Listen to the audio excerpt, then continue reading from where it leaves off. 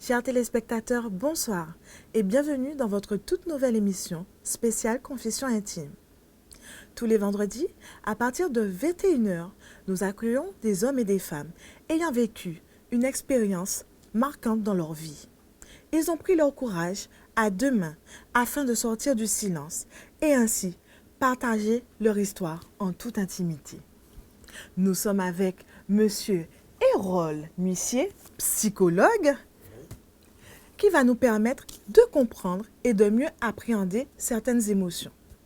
Ce soir, nous allons parler de maltraitance infantile avec notre invité, Al Pacman.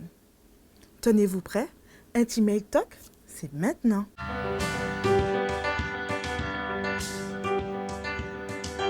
Chers téléspectateurs, ce soir, nous accueillons un jeune homme au parcours atypique qui a dû traverser vents et marées pour atteindre ses objectifs.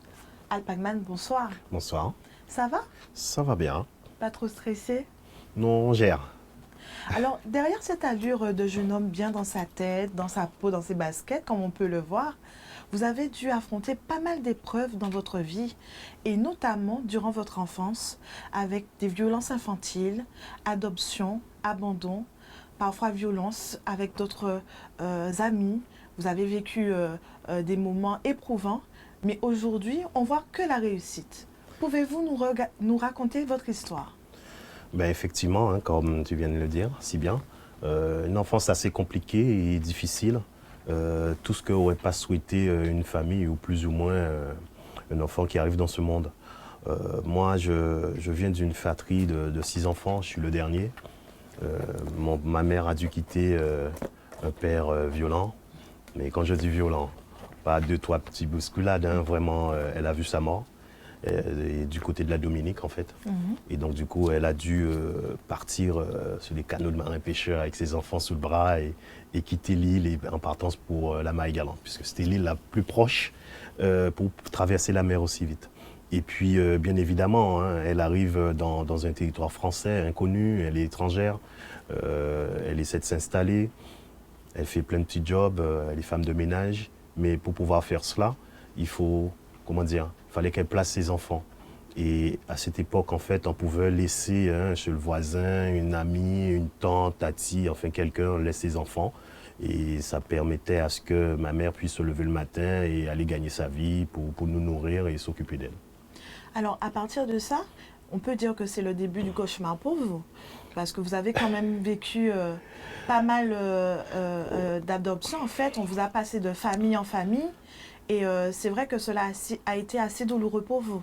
Oui, puisque, en fait, comme je disais, on est à 6, je suis le dernier et j'étais tout petit. Et donc, du coup, quand elle m'a placé, puisqu'on avait un voisin, en fait, qui n'est plus de ce monde, mais c'était des personnes âgées, donc elle a dû me placer là. Là où elle travaillait aussi, puisqu'elle était femme de ménage dans le coin. Et donc, du coup, cette famille qui aimait me voir, donc, du coup, elle me laissait là. Et puis un jour, en fait, elle avait l'habitude de venir me récupérer après ses journées de travail et tout. Et puis subitement, pour diverses raisons, je ne sais pas, puisque j'étais enfant, et elle n'est pas revenue. Alors, Et donc du coup, du tout, en fait, vous n'avez plus revu votre mère. J'ai plus revu. Donc du coup, je suis resté dans cette famille qui m'a gardé. Mais le truc, c'est-à-dire que entre les, comment dire, c'est-à-dire que lorsqu'on croise quelqu'un une journée et lorsqu'on vit avec quelqu'un, c'est deux choses différentes. Donc autant que ça pouvait être une bonne famille, mais c'était quelqu'un qui était très dur. Donc alors c'était des personnes âgées, donc il y avait la femme et puis l'homme, c'était plutôt lui qui était plutôt dur. Et donc du coup, de fil en aiguille, de jour en jour, donc les moments étaient difficiles. Donc à chaque fois, c'est-à-dire qu'à chaque bêtise, c'était vraiment des violences sérieuses. Et même quand il n'y en avait pas, donc c'était très strict. Il fallait manger à telle heure, il fallait se laver les pieds, les mains pour s'asseoir, il fallait terminer à manger à telle heure et il fallait se coucher à telle heure. Donc c'était vraiment un truc militarisé, quoi. Et alors, ça a été très difficile en fait. Qu'en est-il ressorti de cette expérience? Vous êtes resté un bon moment ou après cela vous avez décidé de partir? Non, même pas. J'avais pas mon mot à dire puisque j'étais tout le temps enfermé, donc j'avais pas trop le droit d'aller jouer avec les enfants. Et donc du coup j'étais là, mais comme s'ils n'y étaient pas, quoi. Et donc du coup c'était une vieille boutique, donc j'étais tout le temps à l'intérieur en train de faire quelque chose. Et le voisinage en fait, c'était une famille qui n'avait pas d'enfants.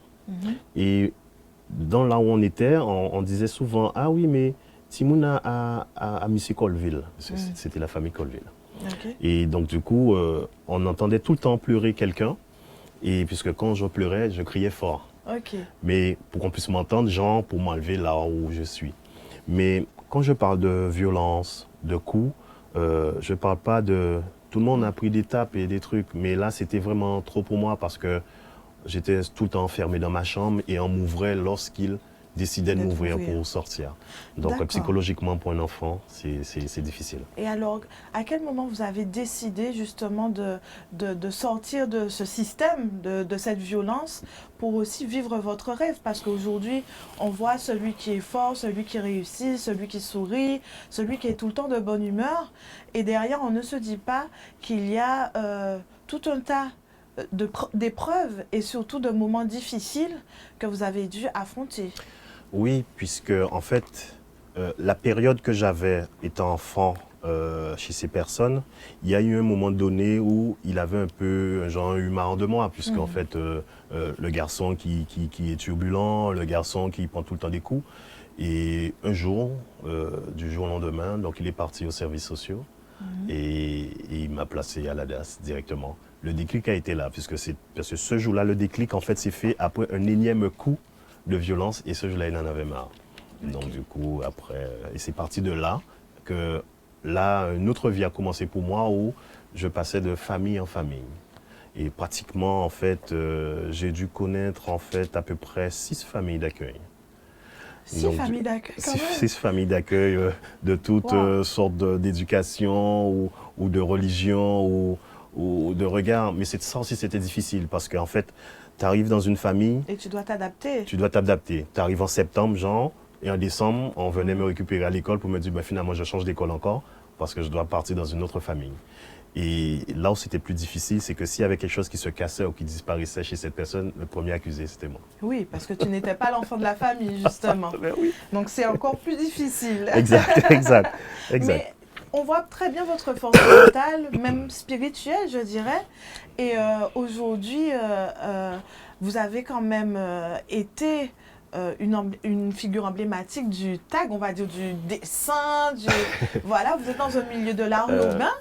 Et d'où ça vous est venu, cette envie, cette rage de vaincre, de réussir? En fait, quand j'étais enfant, dans mes moments de solitude, et quand j'étais tout le temps enfermé dans ma chambre, je dessinais en fait. Et on me donnait des coups aussi pour ça. Puisque en fait, je dessinais sous les portes, sous les murs, et je faisais plein de dessins. Et je dessinais régulièrement les choses que j'aurais voulu avoir, que je n'ai pas eues. Donc en gros, je reproduisais mes rêves en fait à travers les dessins. Donc dès que je voyais quelque chose, je le dessinais. Et à force de dessiner, et puis au même moment, on me disait oui que je salissais les murs ou je ferais jamais rien de bon, je vais jamais réussir. Et déjà, il faut savoir que là, on n'a jamais été un métier où les gens pouvaient dire voilà, tu vas investir dedans, tu seras un grand dessinateur et tout. Donc dès qu'il y avait de l'art, c'est pas un métier. Voilà. D'accord. Et c'est comme ça en fait que tout au long de ma vie, la partie artistique m'a accompagné. Donc je pourrais même dire que j'ai pas fait d'école, mais je pourrais dire que l'émotion et les expériences de la vie en étant enfant m'a poussé à dessiner. Il y en a d'autres, par exemple, dans leur solitude, ils vont boire, d'autres vont se droguer, d'autres deviendront violents. Et vous, c'était le dessin qui était votre drogue, en fait. C'était ça. Tout simplement. Pour donc, du coup, je dessinais. J'écrivais, je dessinais. Exact. OK. Waouh. Donc, c'est un très beau témoignage.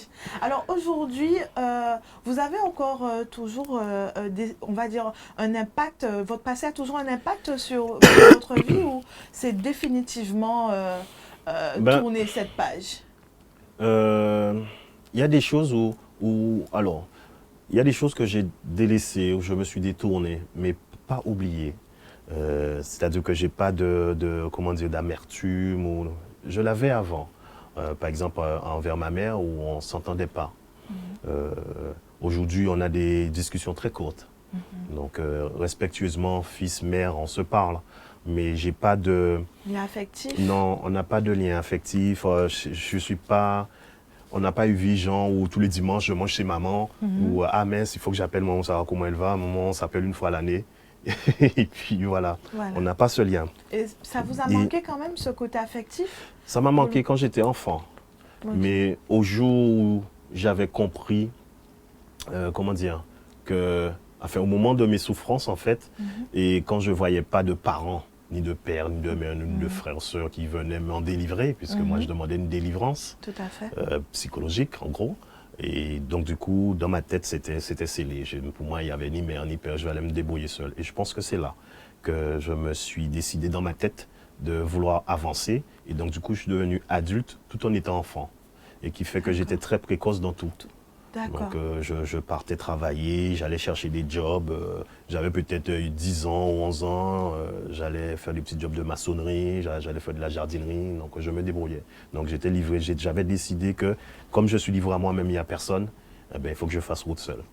En fait, c'est votre foi qui vous a sauvé. Exact. Exact.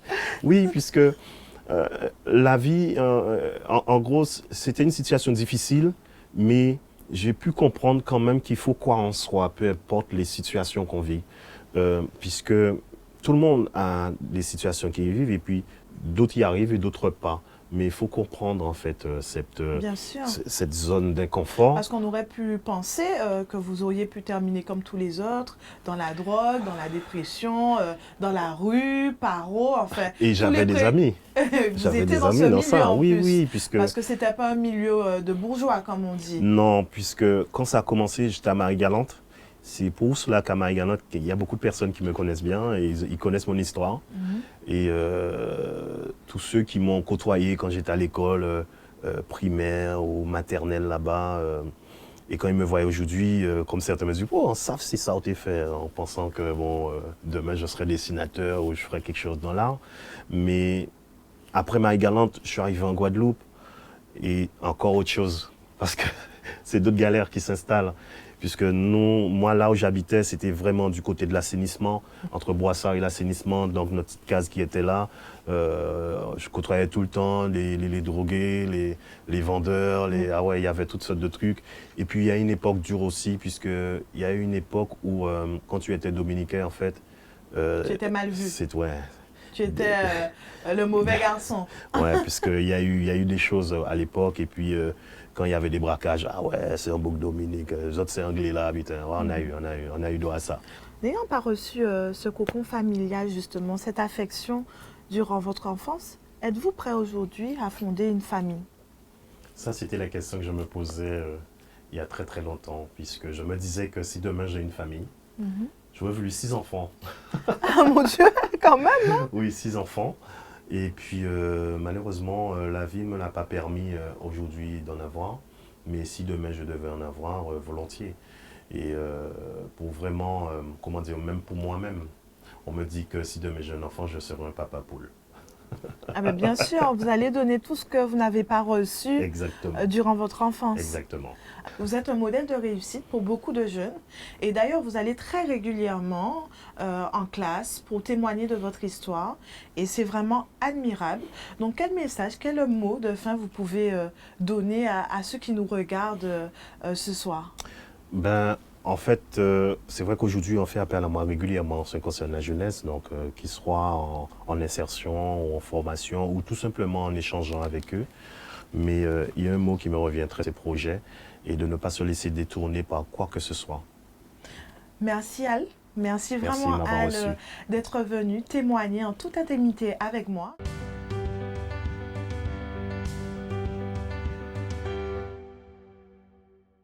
Erol Nuissier, nous avons regardé en image ce témoignage de Al Pagman. Qu'en pensez-vous? Je dis un témoignage extrêmement fort. D'abord parce qu'il évoque la violence du père contre la femme et les enfants, au point que leur vie est en danger, qu'ils doivent fuir la Dominique pour venir en Guadeloupe, en l'occurrence à Marie-Galante. Donc c'est quand même ce point qui est extrêmement fort, où on voit que finalement la mère protège ses enfants, parce qu'elle protège sa vie, protège ses enfants, et la fuite est la seule possibilité pour elle finalement de se protéger.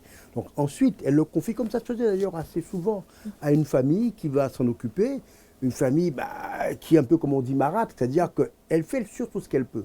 Elle est elle-même carencée, elle est en difficulté, elle a du mal à s'occuper de cet enfant, parce qu'il bouge beaucoup, donc il faut qu'elle le contraigne, il est un peu dans l'opposition, donc on le frappe, mais il n'obéit pas. Et puis, il se rend compte quand même que finalement, sous les coups de cette personne, il peut mourir. Et l'homme, malgré sa violence sur cet enfant, décide de le confier à l'aide sociale à l'enfant parce qu'il se dit soit je le tue, soit il faut que quelqu'un d'autre s'en occupe parce que j'y arrive pas. Mon modèle éducatif a échoué. Et c'est ça qui est important, de comprendre un petit peu comment finalement même celui qui maltraite peut avoir aussi une certaine conscience. D'accord. Alors, j'étais en train de me poser une question parce que quand il a témoigné devant moi, il y avait une certaine tenue. On sent quand même que c'est quelqu'un qui est relativement bien. On ne se dit pas qu'il a dû vivre autant de choses dans sa vie. Est-ce que ce sentiment de solitude va le marquer toute sa vie? Il est ce qu'on appelle l'enfant du placard. Ouais, c'est un peu ce qu'on trouve dans cette problématique en France de maltraitance, l'enfant qui est enfermé dans un lieu où il n'a finalement que deux possibilités. Soit il déprime et finit par mourir, soit il décide de créer quelque chose. Et l'art, cette forme de création, je dirais par expérience et par excellence, lui permet de ne pas sombrer dans la dépression. Avec l'art, il assume sa solitude, mais il assume aussi une forme de créativité, mais qui vient directement de lui. Et c'est pour ça d'ailleurs qu'il commence à croire en lui, parce qu'il se rend compte que finalement, il crée des choses sensationnelles qui plaisent. Alors, qui au départ ne plaisent pas. Tu salis les murs, c'est les vieux dessins, tu ne feras jamais rien de ta vie. C'est un peu ça qu'il dit, qu'il entend. Mais il croit en lui-même, il a foi en lui. Et je pense que c'est ça qui est important, c'est d'abord la foi en soi qui permet de sortir de cette souffrance, la foi en soi et le besoin de créer aussi. Parce que survivre finalement, c'est ça, la créativité permet de survivre, l'art permet de survivre, de ne pas mourir dans la dépression. Parce que finalement, par la dépression, on peut finir par mourir et se suicider. Tout à fait. Et donc, il réussit justement, comme vous avez dit, à trouver toujours le meilleur en lui et prendre le meilleur moment de la vie. Et c'est ce qu'il nous dit aussi. Toujours prendre le meilleur. Ne regardons pas l'aspect négatif. Tout ce que la vie nous apporte, tout ce qui nous fait du bien, allons vers cet aspect-là. Et c'est ça qui est essentiel, cette puissance de créativité que je trouve assez impressionnante. Et c'est ça, finalement, l'art développe cette puissance, mais s'il faut avoir cette puissance intérieure, cette ressource, cette résilience pour arriver à créer encore mieux, si on peut dire. Alors, quelque chose m'a marqué, c'est sa parole de fin où il disait, oui, avec ma mère, on s'appelle. Donc, effectivement, il a repris contact avec sa mère, quand bien même sa mère était partie du jour au lendemain sans plus donner de nouvelles, parce qu'il a bien stipulé. Mais il n'y a pas d'affection. Comment décrire ce manque d'affection, surtout quand moi je me retrouve avec une mère qui m'a comblé d'affection et d'amour. Quand quelqu'un, j'entends dire, oui, ma mère, je n'ai pas d'affection, je l'appelle comme ça, mais voilà. C'est ça. Alors, je crois qu'il y a plusieurs éléments. Premier élément, on sait qu'il est le dernier de la fratrie de 6. Donc, l'enfant qui est arrivé, j'ai presque envie de dire, presque de trop. On ne s'attendait pas, on pensait qu'il n'arriverait pas. Donc, déjà, il arrive à une mauvaise place, et lui-même le dit. Le deuxième élément, c'est que sa mère, finalement, a déjà du mal à élever les autres enfants. Quand il arrive, c'est une difficulté. Donc, quelque part, elle l'accepte, parce que c'est un don de Dieu, comme on dit souvent, mais elle a du mal à faire face. Et par ailleurs, elle vit toujours la violence. Donc, avec cet enfant, elle a noué un lien, finalement, un peu ambivalent. Elle l'aime, elle s'en occupe, mais en même temps, il est celui qui a causé sa perte, puisque c'est à partir de sa naissance qu'elle décide de partir. Pas celle des 5 enfants précédents. Autre chose qui est importante, c'est que lui, finalement, il se rend compte que sa mère l'a abandonné et elle croit qu'en l'abandonnant, elle se sentira mieux et elle pourra mieux assumer son statut de mère. Mais finalement, elle n'y arrive pas, puisque cet abandon crée chez elle une forme de culpabilité. Et lui-même, il lui en veut de l'avoir abandonné. Donc on voit bien cette relation très complexe, en fait, entre la mère et son fils, où finalement, il aime sa mère, mais il n'arrive pas à le lui dire, et elle n'arrive pas à dépasser la culpabilité de l'avoir abandonné. Donc ils sont tous les deux dans une espèce d'histoire dans une impasse, où quelque part, ils répondent à des commodités. Il va la voir parce que c'est normal, à Noël, en fin d'année, comme un cadeau. Elle accepte de le voir parce que c'est son fils. Enfin, je veux dire qu'il n'y a pas d'autre lien que les formalités. Alors qu'en réalité, l'émotion qu'ils éprouvent l'un pour l'autre, que ce soit d'ailleurs de la colère ou de la tristesse ou du chagrin et de l'amour aussi, ils doivent pouvoir se le dire. Et notre rôle, à nous psychologues, c'est faire en sorte que les liens qui sont déliés, on puisse arriver à les renouer, à les relier, pour que ce que chacun pense de l'autre puisse être dit, pour faire en sorte qu'ils arrivent à dépasser cette souffrance commune, car les deux sont en souffrance, pour faire en sorte qu'ils se retrouvent. La mère arrive à ne plus reprocher à cet enfant d'être né, lui arrive à ne plus nous reprocher de l'avoir abandonné. Mais ça reste quand même très, très formel. Exactement. Donc c'est comme si je voyais mon père, je lui disais, oui, bonjour père, comment vas-tu? C'est ça. Je vais bien, merci et au revoir. C'est ça. Il faut que les relations, c'est-à-dire il ne faut absolument pas mettre d'affect, parce que mettre de l'affect, c'est craindre la séparation. Si je mets de l'affect, je mets de l'amour, je crains de perdre cet amour, donc je crains que l'on m'abandonne. Donc je ne veux pas perdre cet amour, donc je ne vais pas le mettre. Je vais rester dans les commodités, rester dans les formalités. C'est puissant hein, ce qu'il dit. Hein. C'est puissant. Chers téléspectateurs, nous avons Monsieur Erol Nuissier, qui est là avec nous et pour justement comprendre et appréhender certaines émotions, parce que c'est vrai que ce n'est pas donné à tout le monde de se confier et de comprendre ce que l'autre ressent. C'est par ailleurs que je voulais vous dire, en finalité, lorsque nous regardons son parcours, il a réussi. Oui. Et on lui a posé une question à la fin, qui était: pensez-vous pouvoir maintenant fonder une famille? Parce que quand on n'a pas reçu l'amour d'une mère, d'un père, est-ce que vous pensez que ça va avoir une répercussion sur la famille de demain qu'on souhaiterait construire, tout simplement? Alors, c'est évident que ça a une répercussion. L'éducation qu'on a reçue a une répercussion. Les souffrances vécues ont une répercussion.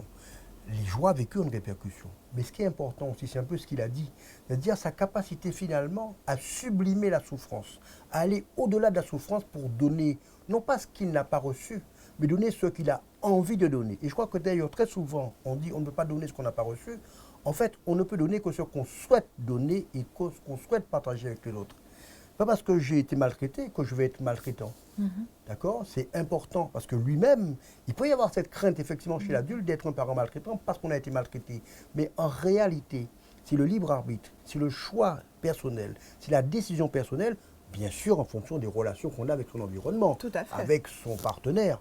Si on tombe sur un partenaire qui est dans une relation qui est conflictuelle et douloureuse, effectivement, ça va être compliqué de construire une famille et une relation de qualité. Mais si on accepte aussi de savoir qu'on peut donner des choses positives, parce que l'art est une chose positive, que comme l'art on peut donner de l'amour, alors on peut dépasser cette situation. Et heureusement d'ailleurs, sinon on serait dans des chaînes ininterrompues de souffrance. Et je pense qu'il a bien réussi à dépasser tout ça, parce qu'aujourd'hui, il partage vraiment aux enfants de l'espoir, vraiment son art.